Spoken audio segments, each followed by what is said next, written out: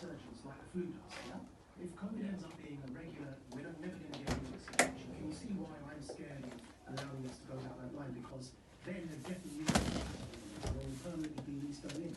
So I think, it depends really. It'll be fine, because if it re-emerges, what we've got a grip of it this time with the vaccine, if it re-emerges, then you have to update it. like the seasonal flu. So where would your line be to see if that happens? Because that's really my concern isn't not believing what you said. My concern is when do we know